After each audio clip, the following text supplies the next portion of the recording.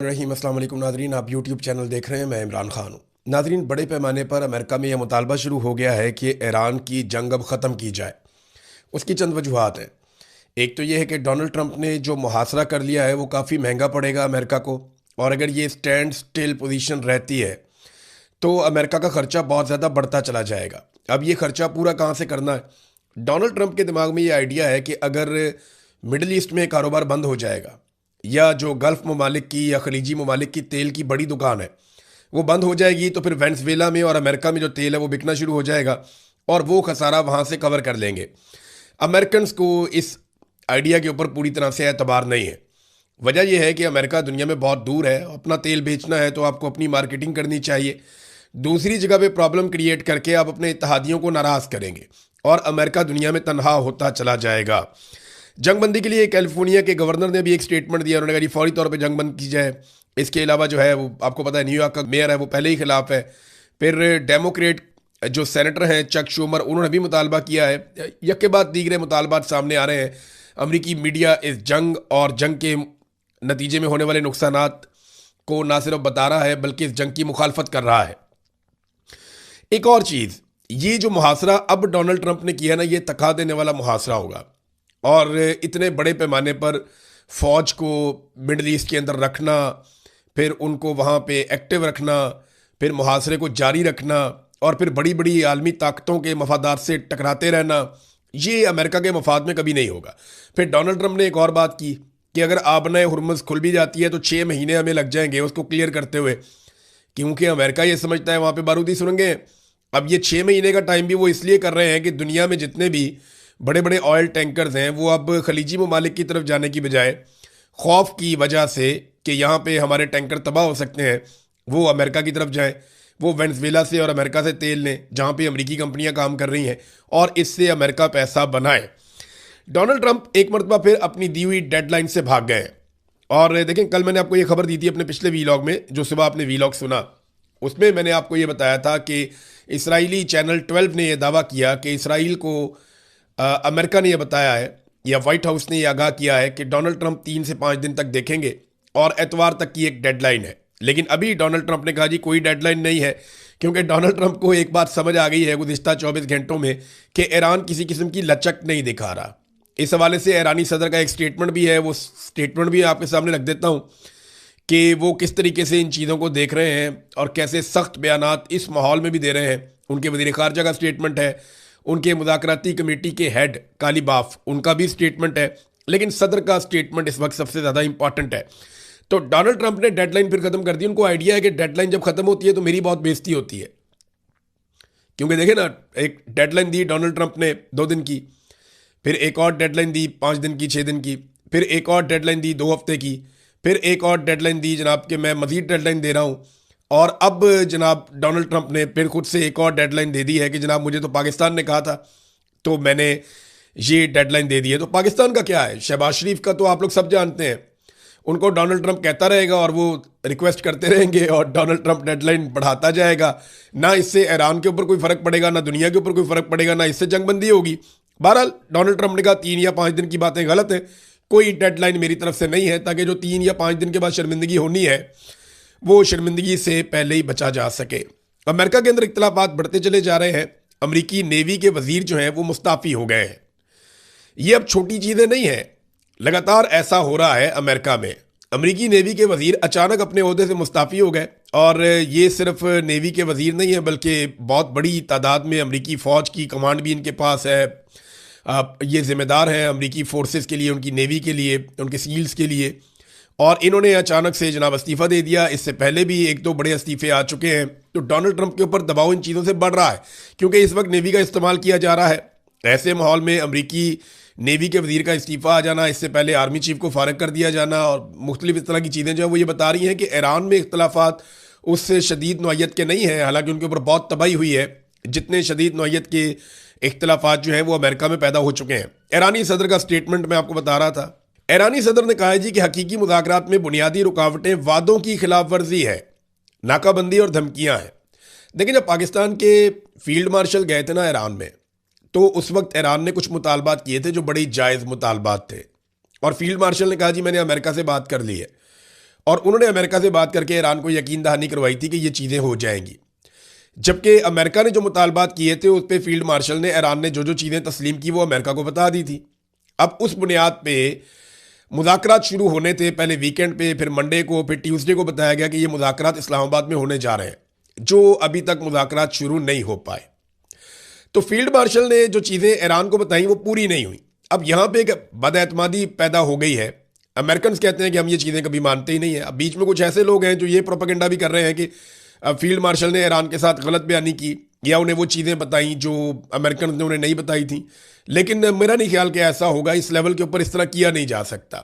ये Donald Trump एक दिन में 4-4, 6-6 बयानात बदल लेता है, तो उससे आप कुछ भी तवक्को कर सकते हैं। मिसाल के तौर पे वो जो ख़वातीन वाला मामला डोनाल्ड ट्रंप ने उठाया था वो बहुत अजीबोगरीब मामला है।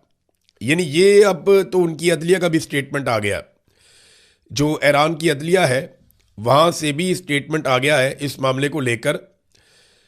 यानी 8 ख़वातीन पे डोनाल्ड ट्रंप ने कहा जी कि पहले उन्हें फांसी होने वाली है और उन्हें लटकाया जाने वाला है। ख़वातीन की उन्होंने तस्वीरें भी लगा दी। उन ख़वातीन को कोई जानता भी नहीं है। हम ढूंढ ढूंढ के थक गए कि केस चल रहा हो इस शक्ल की खातून के ऊपर या कोई इस तरह का मामला हो, कुछ मिला ही नहीं। फिर ट्रंप ने कहा जी मेरी दरख्वास्त है कि ईरान इनको फांसी पे ना लगाए, और बाद में ट्रंप ने खुद ही कह दिया जी आज रात को इन 8 ख़वातीन को फांसी होनी थी, जो फांसी मेरे कहने पर ईरान ने मुलतवी कर दी है, और उनमें से 4 ख़वातीन को अभी छोड़ दिया जाएगा और बाकी 4 ख़वातीन को 1 महीने के बाद छोड़ दिया जाएगा। मैं जनाब ईरान का बड़ा एहतराम करता हूँ कि उन्होंने मेरा एहतराम किया और मैं इस बात को याद रखूँगा। इस किस्म की बातें डोनाल्ड ट्रंप ने कर दी। अब ईरानी अदलिया पे ये मामला आया, तो ईरानी अदलिया ने 8 ख़वातीन की सज़ाए मौत से मुताल्लिक ट्रंप के दावे को झूठा करार दे दिया। ईरानी मीडिया ने ईरानी अदलिया का हवाला देते हुए बताया कि मैदान में ट्रंप के खाली हाथों ने उन्हें झूठी खबरों का और उनसे कामयाबियां घड़ने पर मजबूर कर दिया है। जिन ख़वातीन की बात डोनाल्ड ट्रंप कर रहे हैं इनको कभी सज़ाए मौत सुनाई ही नहीं गई। अमरीकी सदर ने इन 8 ख़वातीन से मुताल्लिक गुज़िश्ता रोज़ भी झूठा बयान दिया था। आज ट्रंप ने कहा कि इनके मुतालबे पर ईरान में इन ख़वातीन को फांसी की सज़ा मनसूख कर दी गई है। ईरानी मीडिया के मुताबिक गुज़िश्ता रोज़ ट्रंप ने बयान दिया था कि अमन मुज़ाकरात से पहले ईरान इन ख़वातीन को रिहा करे। अच्छा, ये तो डोनाल्ड ट्रंप ने अपने ट्रुथ सोशल पे ही कहा था और ये सारा रिकॉर्ड का हिस्सा है। जबकि जो ईरानी एम्बेसियाँ हैं दुनिया भर में वो ये कैटेगोरिकली कह रही हैं कि डोनाल्ड ट्रंप ने आर्टिफिशियल इंटेलिजेंस की ख़वातीन की जान बचा ली, AI ख़वातीन की जान बचाई। इसका हकीकत से कोई ताल्लुक नहीं है। नाज़रीन, ट्रंप की इस किस्म की कार्रवाइयाँ और बड़े सख्त किस्म के बयानात, कभी ईरान के बारे में सिविलाइजेशन मिटा देने की बात, कभी पूरे मुल्क को धमाके से उड़ा देने की बात, कभी ग्रीनलैंड पे कब्जा करने की बात, कभी यूरोप को धमकियाँ, कभी नेटो को धमकियाँ, इन चीज़ों की वजह से अमेरिका का जो तशख़्ख़ुस है वो बहुत बुरी तरह तब्दील हो गया है। मिसाल के तौर पे ये यूरोप से एक सर्वे आया है और यूरोपी अवाम ने अमेरिका को चीन से बड़ा ख़तरा करार दे दिया है। अब ये कैसे हो गया?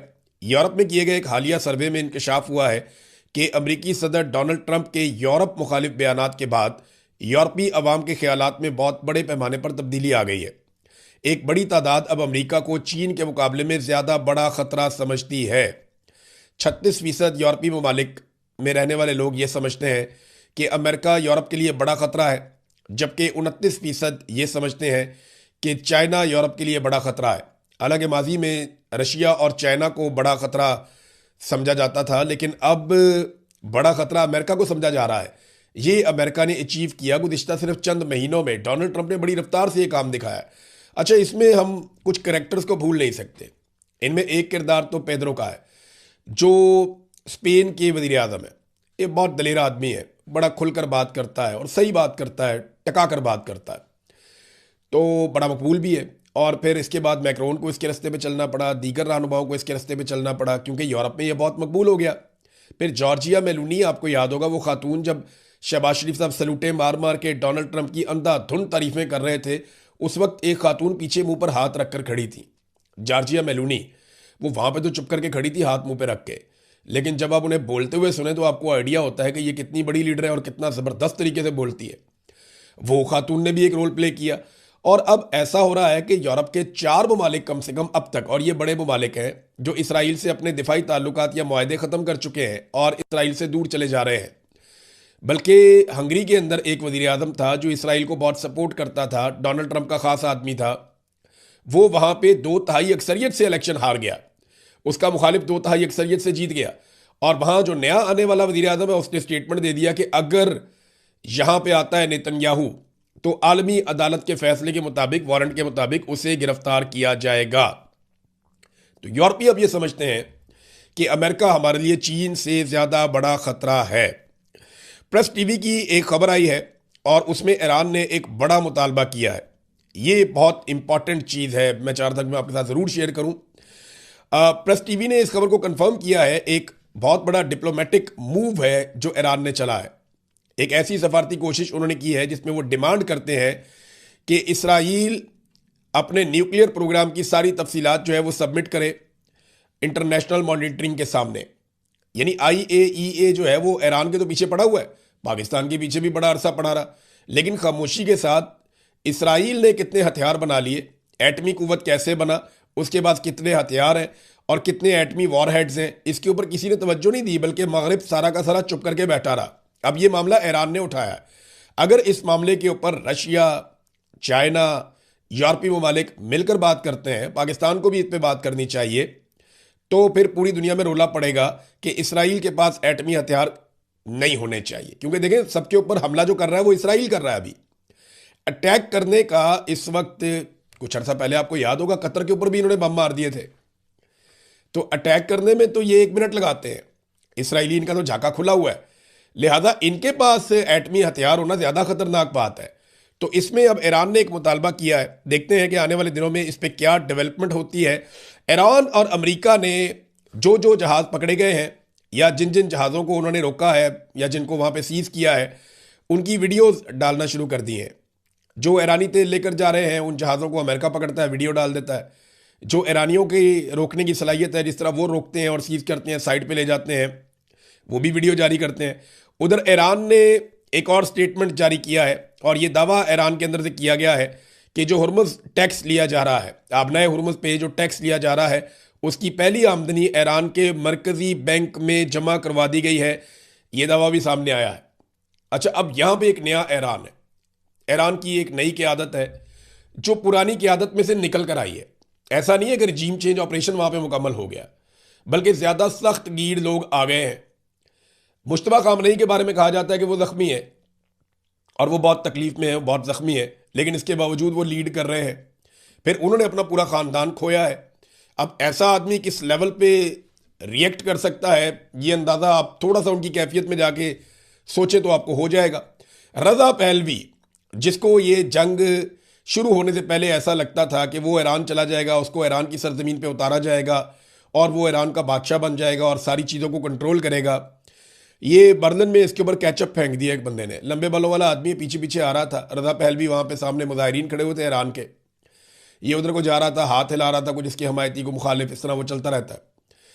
तो जो रज़ा पहलवी है वो जा रहा था, पीछे एक लंबे बालों वाला शख्स था, वो ऐसे लग रहा था जैसे मीडिया वाला, वो अचानक पीछे से आता है और इसकी गर्दन के ऊपर और पूरे वो सूट के ऊपर पीछे से कैचअप फेंक देता है। वो रंग फेंका, वो कैचअप ही लग रहा था देखने में। तो बाद में लोगों ने उसको, जो सिक्योरिटी वाले उन्होंने उसको पकड़ लिया, लेकिन काफ़ी ठीक ठाक बेइज्जती रज़ा पहलवी की हो गई है। जो लोग अपने मुल्क के लोगों के बारे में नहीं सोचते, जो लोग नफ़रत फैलाते हैं, जो लोग जुल्म करते हैं, जबर करते हैं, जो फस्तायत के आला कार बनते हैं, जो बैरूनी हाथों में खेलते हैं, फिर जब वो अपनी कौम के हत्थे चढ़ते हैं, तो ये वाक़यात हमने देखा, पहले भी होते रहे हैं। हमने ये भी देखा कि लोगों ने उठा के लीडरों को कचरे के ड्रमों के अंदर फेंका, और ये वीडियोस बाकायदा मौजूद है और ये रिकॉर्ड का हिस्सा है। तो उन सारे लोगों को डरना चाहिए जो इस किस्म की हरकतें करते हैं। इमरान खान साहब